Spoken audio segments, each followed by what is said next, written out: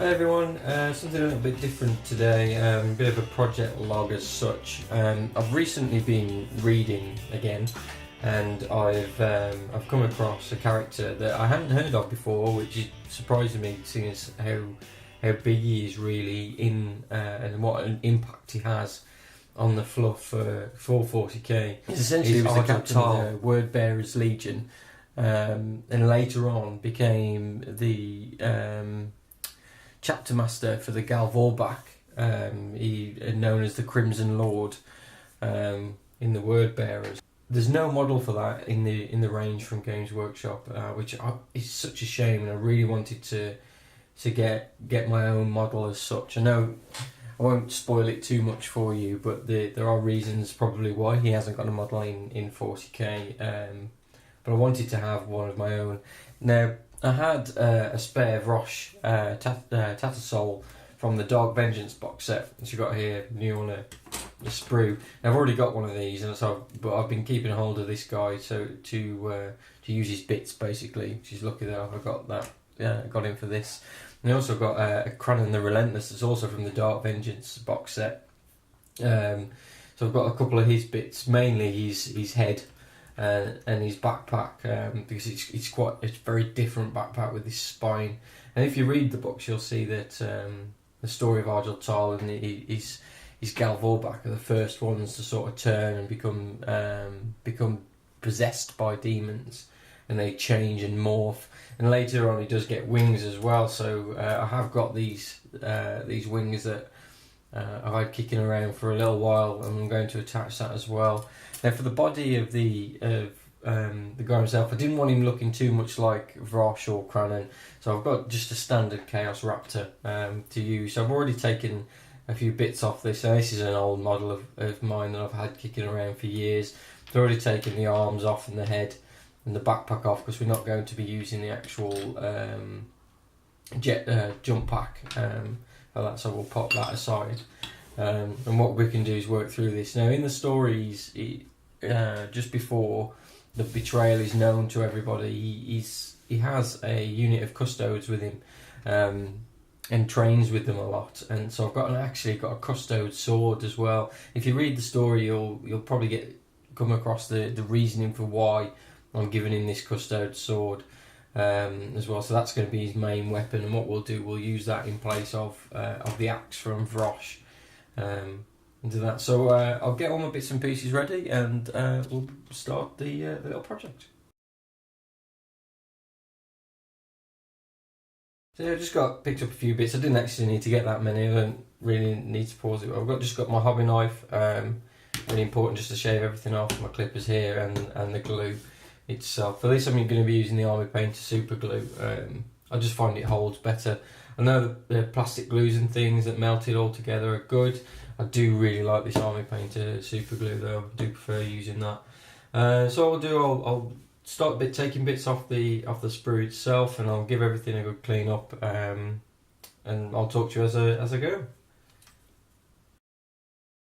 To do this, obviously we're not going to need these bits, and what I'm going to do while I've been looking at this is actually use Vrosh's body and the spare bits of the Raptor and create another guy, maybe a leader for the Chosen or something like that.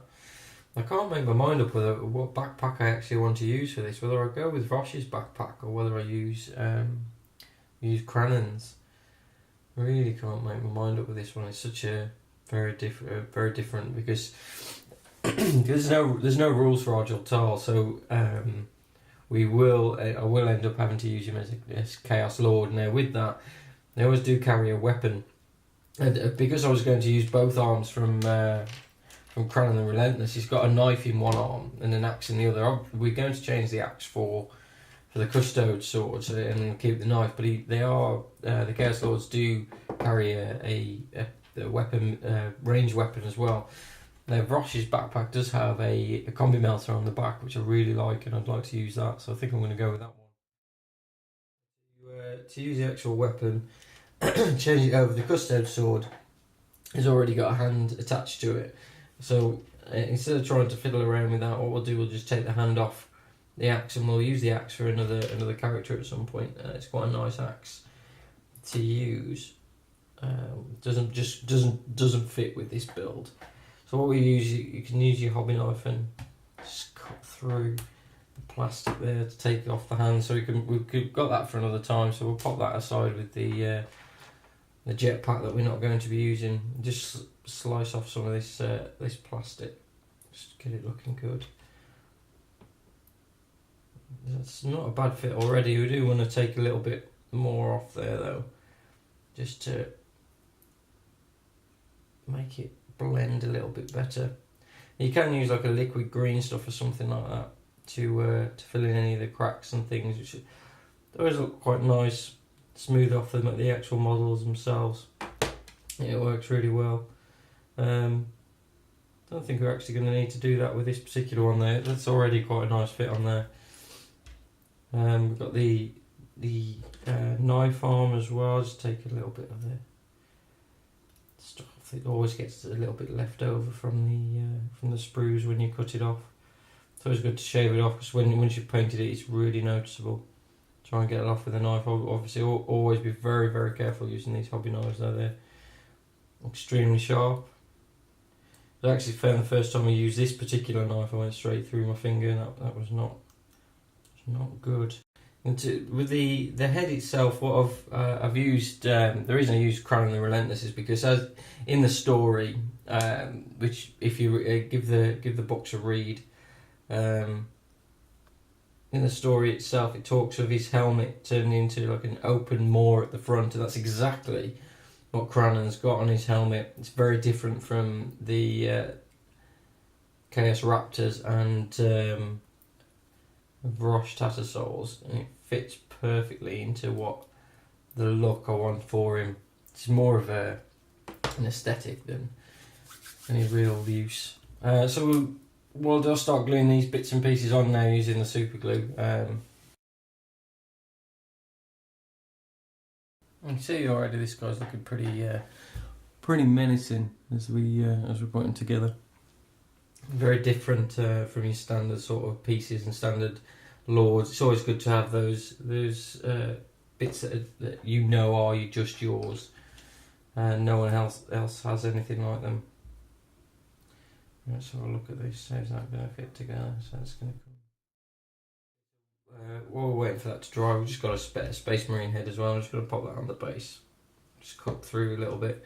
We've got loads of these spare heads, and they always look quite effective on the bases and things. Previous victims and stuff that's happened. There is already one on this Raptor's base as well, but I just wanted to use another one on there just to give it a little bit more detail on the base. As we go now, I think I am going to put Cranon's backpack aside, and we'll use that on the other guy. Actually, we'll put that on there. Now for this one, what we're going to have to do to get these arms to actually wings rather to actually attach, what we'll have to do is take off the edges of the backpack. We'll use the clippers for that. It'll be easy just to get through. Nice and quick. This is going to be a little bit more difficult. So we've got the barrel of the weapon there as well. Have to be a little bit more careful what we're doing with this. So you just shave all of the excess plastic off just from around this part of the model as well. So there is quite a bit left over. This part will likely have some of the some gaps as you work on it. That's nothing to worry about, and you'll be able to get those. It's not really that noticeable already. You can see that actually looks quite good already. You can see that on the camera. I don't think the other one's going to go on as easy though, because you've got that weapon. The weapon there. No, it will, yeah. If we can just take that a little bit more of this plastic away. Always be very careful using these knives, as I've already said. Don't want to be taking the ends of your fingers off. I'll pop that aside just for the time being, just to let that dry slightly. Spare pieces. Now the super glue should already be dry on this arm, which is really good, so we can put the custode sword straight on there. You'll probably have to hold this for a minute just in place. And see, there we go, it's already stuck on. It looks quite oversized for the model itself, really. But because it's all part of the fluff, I think it works really, really well.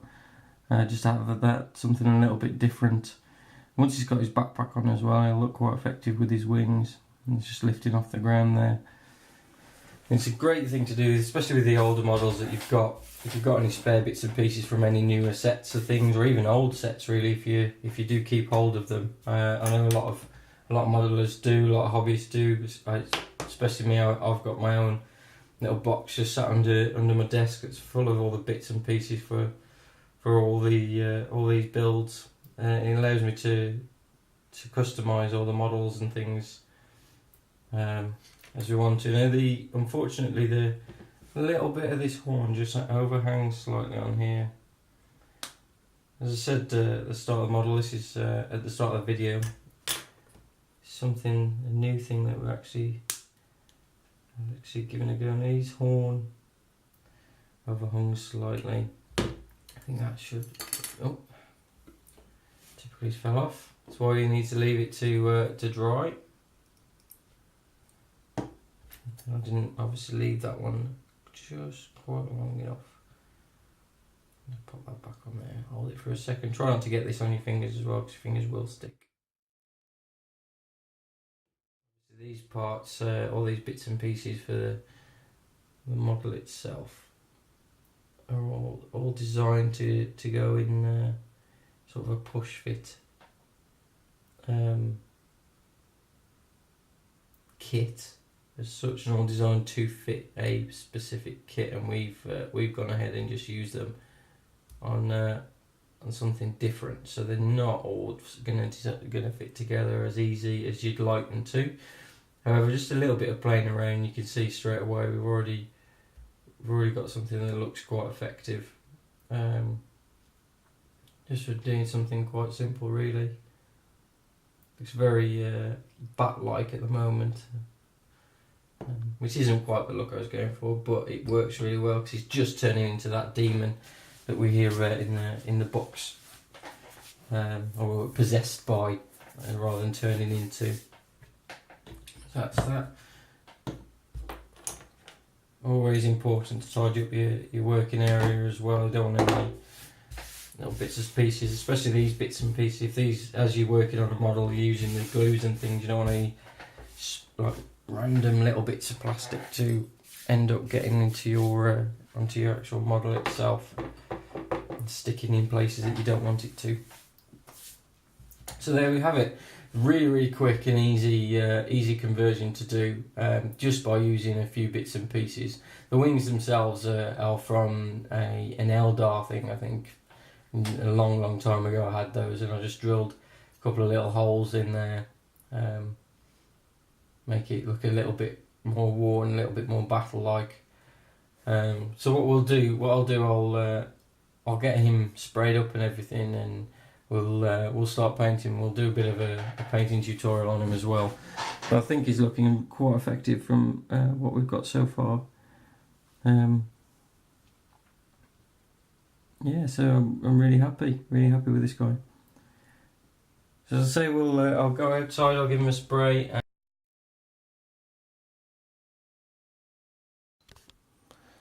Okay guys, so we've sprayed Argel Tal up now, so he's all black. Apart from this little green area, you'll notice. I just went in and popped a little bit of green stuff on there as well after spraying, because I did notice there was quite a gap between the wings and the backpack. If you want to know how to use green stuff, I have used it in the past, and I have got it in a couple of the videos, so just check that out. Very simple to use. Just get the green stuff, which comes in like a yellow and a blue strip. Mix it all together, make sure you wet it really well, and then just pop it on there. It's really simple to use. It goes hard after a little while, which it has done now. I'm not going to spray over that again, because the last thing I want to do is lose any more detail on this model. and if we go in and spray that will happen. So what I'm going to do is just go straight over the top with the corn red. Now the word bearers themselves, the scheme I'm going to go for is red, which is the Galvorbach's paint scheme essentially. So we'll do that now, and we'll start off with the corn red. Nice and easy paint scheme to start with. All we're literally doing is we're going straight over the top of the whole model, just using the Army Painter standard brush here.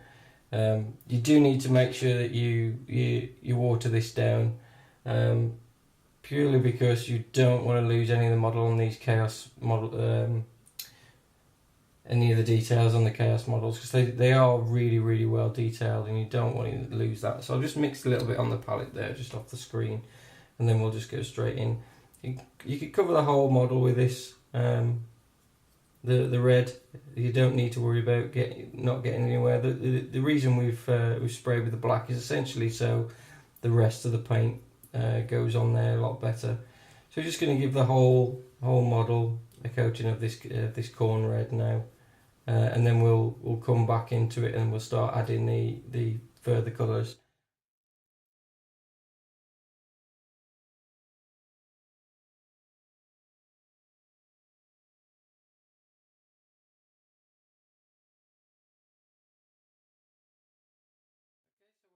For a little while to dry, and then we'll give it a second coat just to make sure we've got a nice even coverage of the red before we move on to the next colours.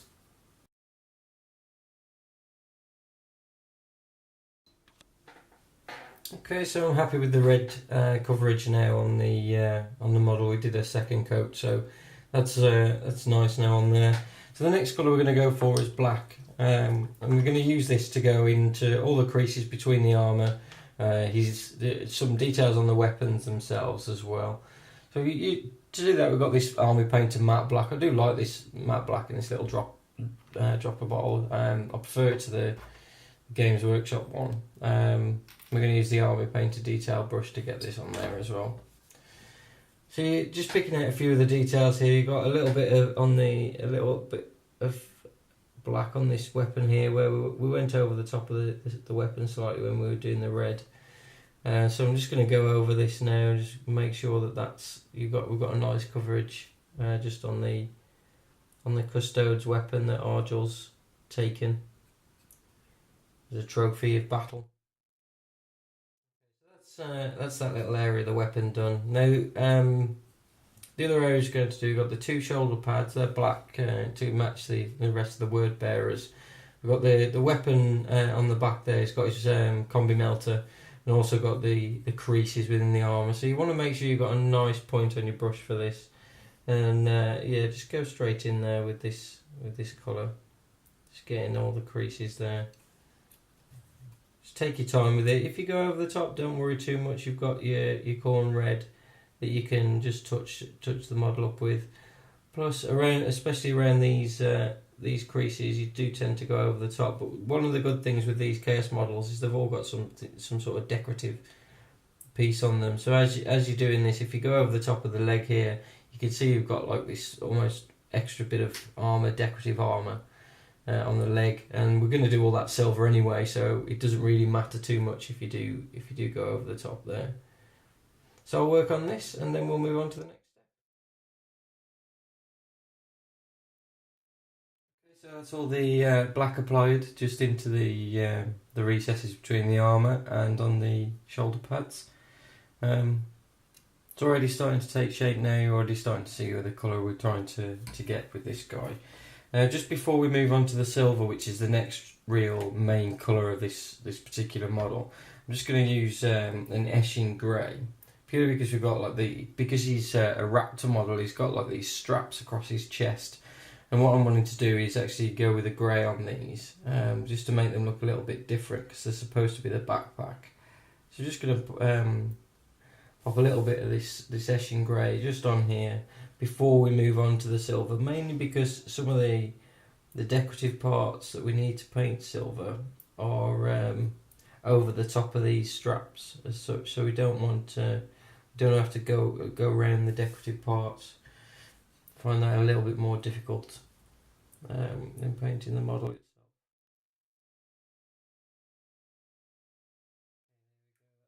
That small detail just added there just makes it easier when we move on to the next colours really.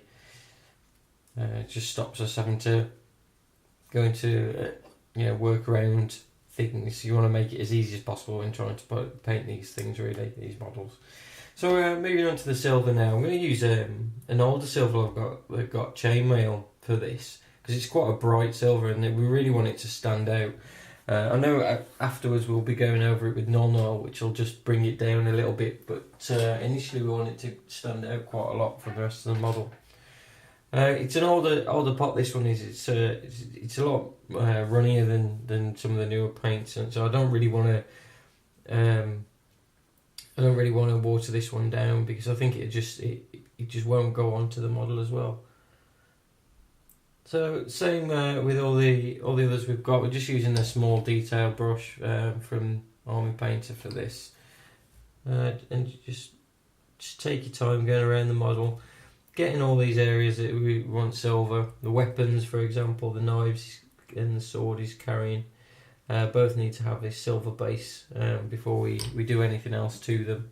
And also we're going to go around all the model and do all the edges of this. So I'll work on that.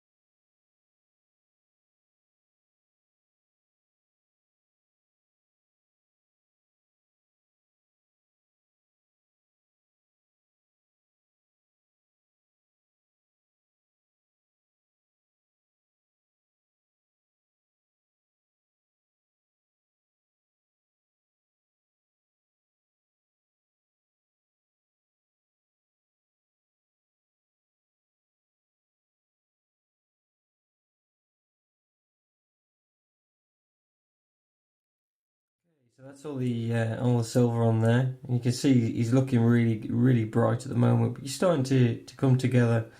I do think this silver's a little bit too bright though, which is exactly what we're going to be using the null oil on him, just to darken that down, adding a little bit of shading as well, just around between the red and the silver pieces. So we'll do that now before we move on. So you put in the null oil's a shade, and you're putting it on like we've done in the past with all the other models. You've got your bigger wash brush here, and this is just a cheap model painter brush, but it's perfect for a shade. So you're getting a fair bit of the shade on your paintbrush itself, but you don't want too much on there, so you do want to wipe it off. But you want like it's almost like the brush is wet with it, so it's all soaked up.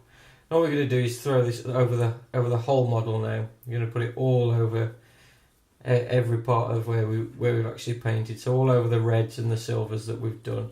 And what this will do is it'll naturally just sink down into all those recesses on its own, and add in that level of shading, which is perfect for what we're after and the look we're after with this guy.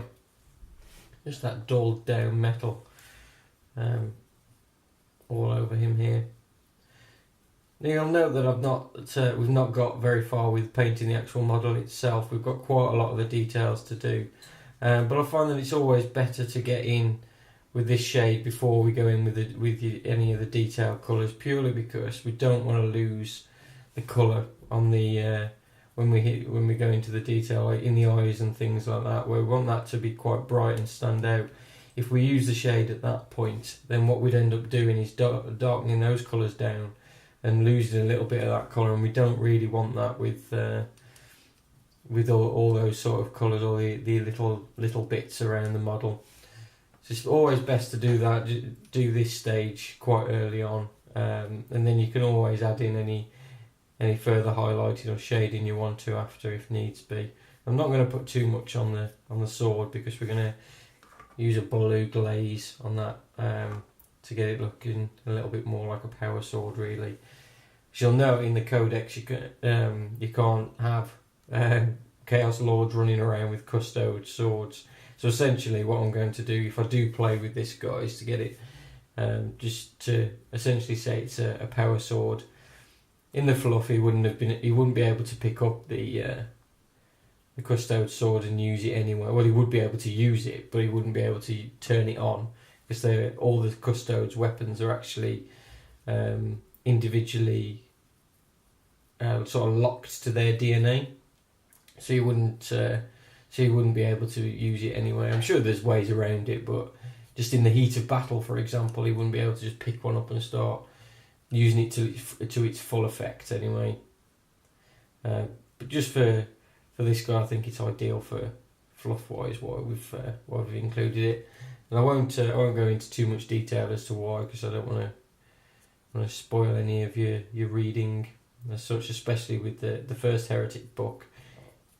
It's such a good read. I really enjoyed reading it, and I wanted to read it as well. A lot of times where it feels a little bit laborious to read, and you think, just wish they should get to a point sort of thing. But with that book, it really kept me entertained all the way through from start to finish. Very interesting. So I would definitely recommend it if you haven't read it already. And once you have read it, I guarantee you'll be wanting to do your own Argel Tal or the Gal Vorbak on one of the characters. It is a little bit strange why they haven't actually got this guy. Definitely want him in a 30k game. I think that would be really interesting to play with him on the tabletop, actually, with his own special rules. Fortunately for now, I'll just have to stick with the Chaos Lord. There we go. So that's the model itself, and you can already see it's shaded really well. Starting to look really, really effective. We'll just do the backpack as well, and we'll just throw this over the backpack, because the backpack's where he's almost mutating or turning into the demon. That's going to take quite a while to dry, because we've actually put quite a lot on this guy. It's going to take some time to dry now, I think. So we'll pop him aside for now, and we'll come back when he's all dry and ready to go.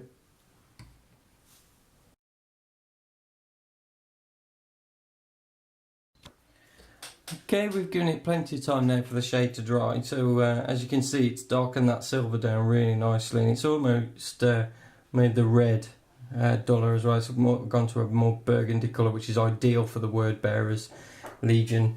So now we're on to all the little details on there. So to start with, we're going to get the eyes out of the way, because it's a really simple, easy thing to do. So you've got the Sotek green here. I'm just going to use a insane detail brush for this, because we really want to be getting in just touching those little areas of the eyes. Really, it's such a small area. So what we're going to do is just touch into it and just drag the brush towards you. So you've got you're almost just catching the centre of the eye. Just be really careful not to get it on the silver now. There we go. In fact, while we've got this out, actually, what we're going to do, there's like an eye in the centre of his breastplate as well. We'll do that the same colour. There you have it. It's really, really quick, easy to do, and you can really notice the effect straight away with that one. It just starts to pull the model together and make you feel like you're actually making some progress there. So yeah, we're already looking quite good at the moment. I'm really pleased with how this has gone so far. The next bit we're going to do is all the skin areas, or say the mutated areas. So we've got a little bit on the shoulder pad here, and then we're going to be doing the arms of the wings as well. To do that, we're going to be using Bugman's Glow, and then we'll give it a shade straight over the top of Agrak's Earth Shade. But we'll do that after we've done the wings and finished those as well. So we'll be using the Citadel detail brush for this.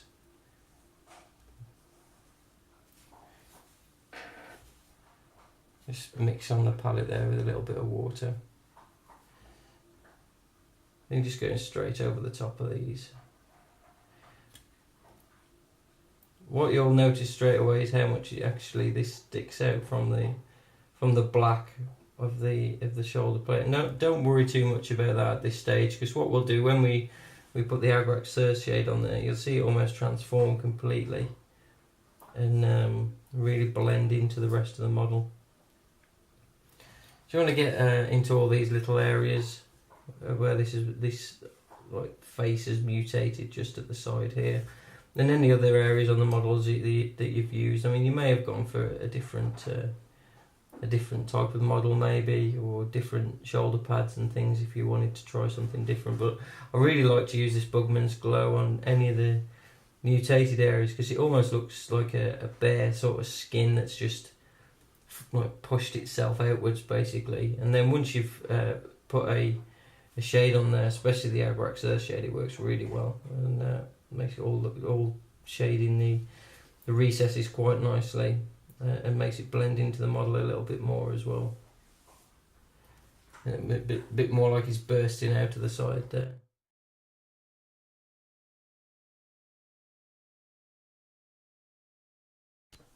Okay, so that's all the Bugman's Glow on the model itself now. Now you can see I've not been neat with that at all. You've not needed to, because we're going to be doing the wings next. So you don't actually need to be that neat with the veins and things and coming off the wings. You don't, because you're going into that area next anyway. So you just quickly go over them. All we've got on this one in the mutation is the backpack and just on the shoulder there. There's nothing else that we're wanting to do this flesh sort of a colour anyway. So now that's done, what the next step is going to be the Xandridust into the wings, and we'll give it like a sort of sandy look before we put any of the shades on there, because we'll use the same Agrax Earth shade on the wings as well, just to add some browns into that as well. So I'll work on the Xandridust now, and to do that you could just use your small detail brush. I'm going to be using the Army Painter small detail one to on that. It's a little bit bigger than the Citadel one. And the area that we're covering is obviously a little larger, so I'll work through that now, and then once we're done I'll come back.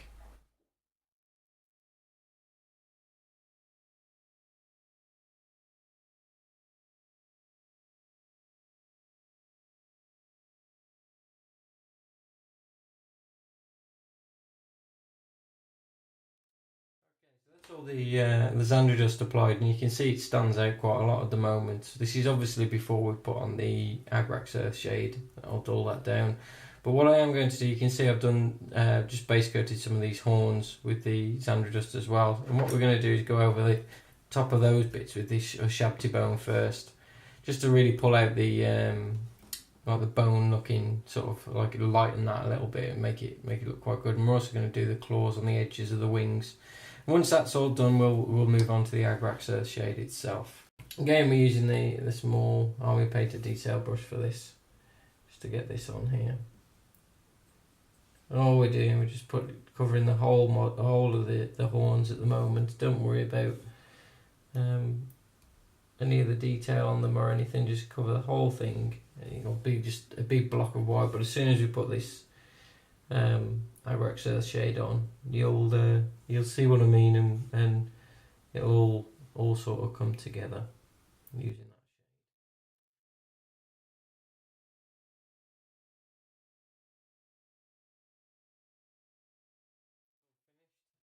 that. The final thing to do now is go over the top of all those areas with Agrax Earth shade.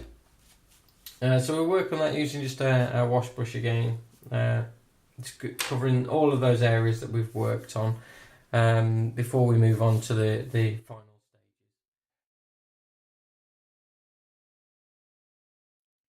stages. Okay, so the shade is almost dry now. You can see there's a couple of wet bits in a few areas, just in the corners there. But what I can do while we're waiting is get the blue glaze on the sword as well. So I'll do that quickly now. Again, using the wash brush, and we're just going to use the Gulliman Blue for this. It gives a nice sort of effect to your power weapons, a lot faster than other ways of doing it really, and that's one of the main reasons I'm doing these videos, just giving you easy and quick ways to get these effects. So what we're going to do is just cover the whole of the blade. All the shades dry now, so you can see we've got a the blue glaze around the Custodes weapon. That's come up quite nicely, and also you've got all the Agrax Earth shade over the wings and all the mutated areas. So it's looking pretty good actually. There's only a few more details to do, just only tiny little bits now. So we've got some Screamer Pink here, and we're just gonna do the handle of the Custode sword, which we didn't do earlier. So it's only a tiny little area. We're just gonna do just with the Citadel detail brush. Look at the knife, see if there's any areas on the knife you can see any of the handle. Yeah, you can see it's slightly just around this side here. So I'm just going to do the same thing, just using that pink there. So there we go. That's that little tiny detail done out of the way. And then finally, the last thing we're going to do is use some of the Balthazar gold on a couple of the little areas. Mainly the handles of the weapons. So we'll do the knife first, and then again same thing just on the base of the Custodes weapon. Just doing that now. The weapon done now. The only other area is just this little symbol here. That's that piece done. There's a couple of little areas just on the sword itself. I'm going to do just these two little things there. Same on the other side of the sword. Start one there and one there. So that's that done. There's a little bit of detail on the actual rifle as well. I want to do just with the gold, just on there, like an eye. We did the Zotek green on earlier, so just gone just around that eye, and then we'll also just do the actual barrel part of the melter part of the weapon now. It's just that final little touch. Now a lot of people do these like a coppery sort of a colour. I quite like the gold on the end of the melter weapons. I think it does really look good, no matter what force I've done actually. Every time we've got melter weapons, I've gone for this this gold sort of a look. You've got the bullets just hanging out the bottom of where the magazine should be. This weapon as well, and I'm gonna go over the top of those as well, just with this gold paint, just making them a little bit different. All the details around all the extra bits on the bits and pieces with the gold there. The only other areas I've got is there's just the belt buckle itself has got like a little chaos sort of a star on there that I'm going to do. There we go, that's done. And then just around the eye on the centre of his chest. That's it, that's all the bits and pieces done with the gold. We'll just leave that to dry for a few minutes, and then we've got a final couple of details to do on the model.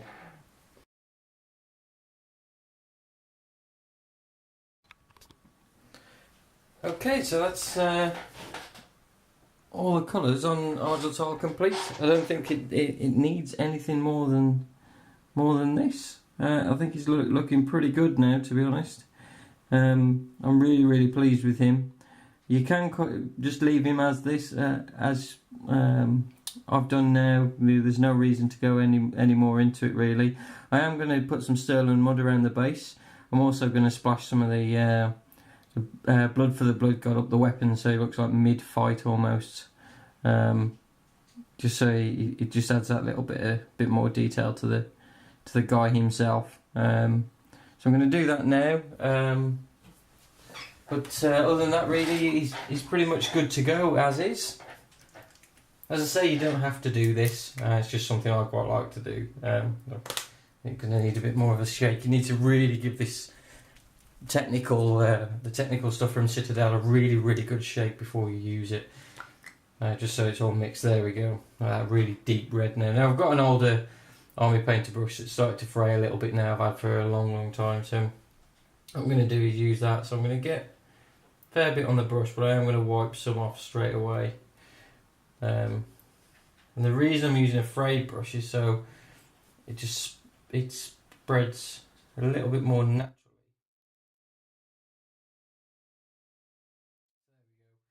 Nice quick detail you can just add to him there to make him look like he's in the middle of a bit of a melee combat. Now the final thing we can do with this is the actual base itself. Now this is quite an easy thing to use, this textured mud, Sterling mud that we've got from Citadel. It's the first time I've actually used this particular one. I've done lots of dust ones in the past, and I've done my own bases with the sand and bits like that and just painted over the top. But I saw this in when I was at my local games workshop fairly recently. I just thought I'd give it a go to see what it does really. So you can see it is quite thick, and I've got a really old brush of mine now I'm going to use to get that on, because I've misplaced my applicator. I don't know what I've done with it, but essentially you just get a big lump of this mud and then just put it around the base. It's all over the base here. What I'll probably do with this is use a little as we cover the base up. I'll probably pop a little bit of grass on here as well, just so it looks a bit more natural. Really, it's not just a big pile of mud as such. It's one thing I don't like. Like to add a little bit of life to the models themselves and give them that little bit of detail. And I think basing does just finish it off quite nicely. I mean, even if you have a plain base, but you've kept it clean almost, it just finishes it off. I think that sometimes when you have just a base with bits of paint and things on there, it almost ruins the model, I think, and ruins the look that you've managed to create.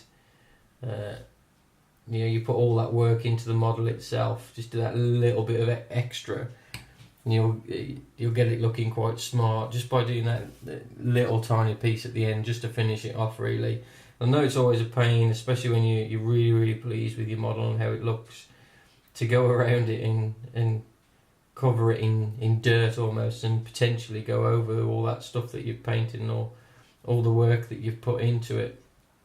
And you don't want to ruin the bases of your models, but it does just finish it off really nicely, and does look quite effective when it's done right. There's lots of tutorials online and things you can find to do that. Best thing you can do is just play around, really, just try a few different things. So there we go. So I'll put that on there. It's going to take a little while to dry, that is. Not sure how long, as I say, it's the first time I've used this. So I'll leave it anyway for the time being. Let it dry off, and then we'll come back and we'll have a look at what we can put on there to give it a little bit more life.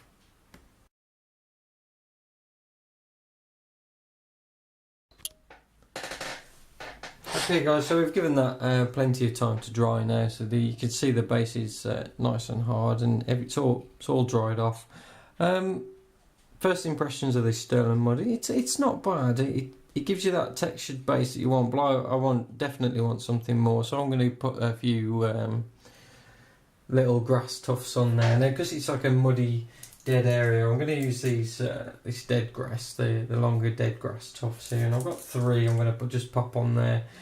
These tufts are great. You can pick these up from a lot of hobby shops and things. If you have a look on eBay and just literally search grass tufts, you'll be able to find them pretty quickly. and pretty easily. And all you do is literally just press them on there, press them on the actual model itself, and they'll stick pretty quickly. I've just got these little scissors I use to cut them down and stuff to size if they're a little bit big. I've ordered some quite large ones, but they help you position a little bit of the grass as well. Now what I would advise doing with these is just taking off all these little bits there, almost extra bits that you always seem to get with these tufts and things. Take all those bits off, but then pop a little bit of super glue on there, just to make sure it's these tufts are going to stay on, and they hold it all in place as well. You'll see, you'll find over time they do fall apart a little bit. You see already there's bits and pieces coming off there, but they're ideal for quickly getting something onto these bases. So I'm just going to cut this one down here a little bit, just cut off that piece. We don't need that little piece there. Let's try and just position the grass before we put it on, especially with the longer tufts. Just makes things a little bit easier. If we pop that on there, you can got a larger area just at the side of it there now.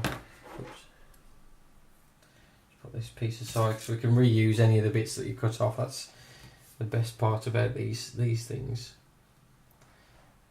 So just move them around a bit, get them looking a little bit natural, a little bit like